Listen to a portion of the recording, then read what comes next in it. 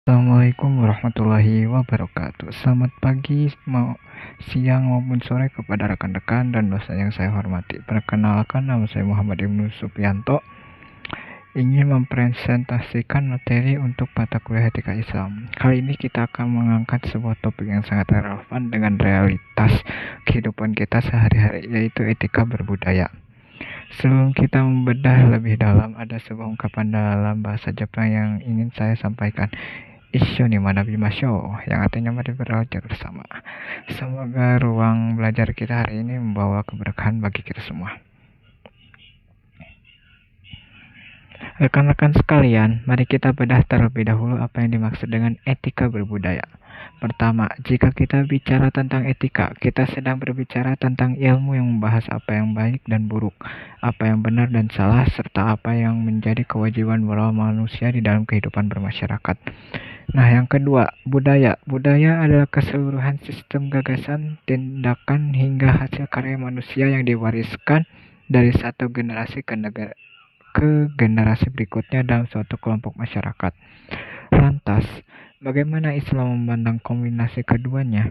Etika berbudaya dalam Islam adalah manifestasi atau penerapan nyata dari nilai-nilai akhlak Islami ketika kita berinteraksi di dalam kehidupan yang penuh dengan lintas budaya. Fondasi utamanya sangat kokoh, yaitu berdasarkan pada prinsip tauhid dan kasih sayang. Pertanyaannya, mengapa etika berbudaya ini sangat penting untuk kita terapkan?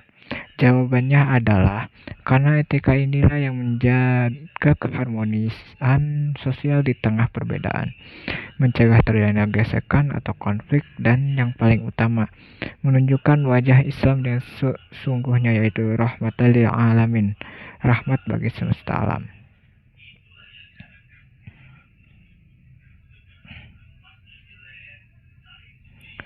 Sebagai panduan hidup, Al-Quran Allah Subhanahu wa Ta'ala telah memberikan legalitas dan tuntutan yang sangat indah mengenai keragaman budaya. Ini di dalam Al-Quran surat Al-Hujurat ayat 13. Mari kita resapi bersama firman-Nya. A'udzubillahi minasyaitonirrajim. Bismillahirrahmanirrahim. Ya ayuhan nas, inna khalaqnakum min zakari wa unsa wa ja'alnakum syu'uba wa qabaila lita'aruf.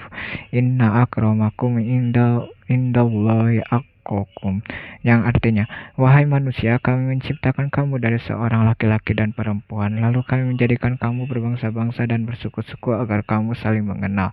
Sesungguhnya yang paling mulia di sisi Allah adalah yang paling bertakwa.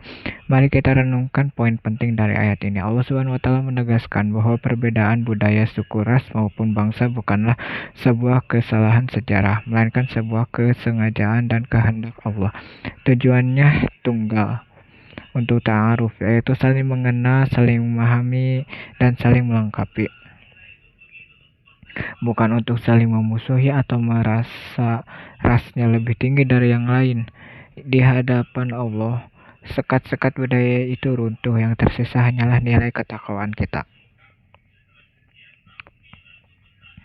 Nilai-nilai Al-Quran tersebut kemudian dipertegas oleh teladan agung kita, Rasulullah Shallallahu Alaihi Wasallam, melalui hadis-hadis yang mengenai urgensi akhlak mulia. Yang dalam sebuah hadis Rasulullah Shallallahu Alaihi Wasallam bersabda, Innama bu'itsu liutammima makarim al-akhlak, yang artinya sesungguhnya aku diutus untuk menyempurnakan akhlak yang mulia. Hadis riwayat Ahmad dan Al-Baihaqi. Tidak hanya itu, potret akhlak mulia terkecil dimulai dari lingkungan terdekat kita, sebagaimana sabda beliau, yang artinya sebaik-baik kalian adalah yang paling baik terhadap keluarganya. Hadis riwayat Tirmizi. Dari dua landasan profetis ini, kita dapat menarik benang merah yang sangat tebal. Rasulullah SAW menempatkan akhlak mulia sebagai inti dan substansi dari seluruh risalah Islam, dan akhlak mulia inilah yang wajib kita bawa saat kita keluar rumah untuk menghormati perbedaan budaya dengan sesama manusia. Sekarang mari kita masuk ke bagian yang paling krusial. Bagaimana kita menerapkan etika budaya di aktivitas sehari-hari? Nah, di dalam slide terdapat 5 pilar implementasi nyata yang bisa kita lakukan.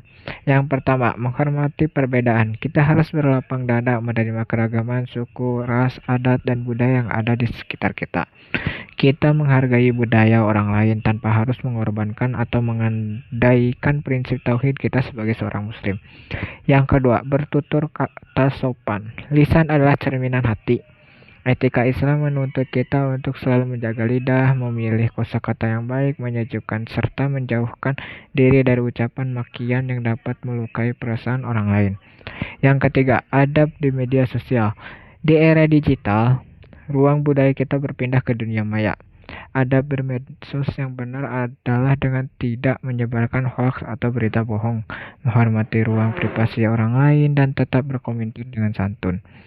Yang keempat, menghormati guru dan orang tua. Ini adalah wujud akhlak Islam yang paripurna. Siapapun mereka, dari manapun latar belakang budayanya, muliakan orang yang lebih tua dan menghargai jasa guru adalah kewajiban moral kita.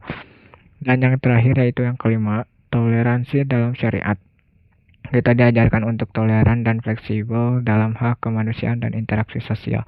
Namun toleransi yang benar adalah toleransi yang berlapang dada tanpa melanggar atau menabrak batas-batas hukum syariat yang bersifat mutlak. Sebagai akhir dari pemaparan saya, mari kita tarik 3 poin kesimpulan besar dari materi hari ini.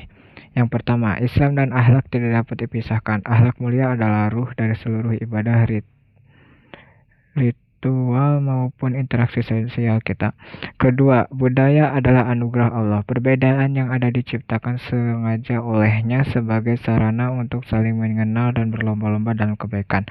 Yang ketiga, jadilah teladan akhlak. Mari kita mulai perbaikan ini dari diri kita sendiri dengan senantiasa bersikap sopan, toleran, dan tetap teguh memegang syariat Islam. Sebagai penutup, saya haturkan ungkapan terima kasih arigatou gozaimasu.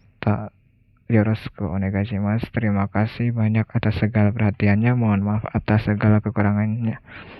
Semoga kita semua senantiasa mendapat keberkahan dalam ridha Allah Subhanahu wa taala dan menuntut ilmu.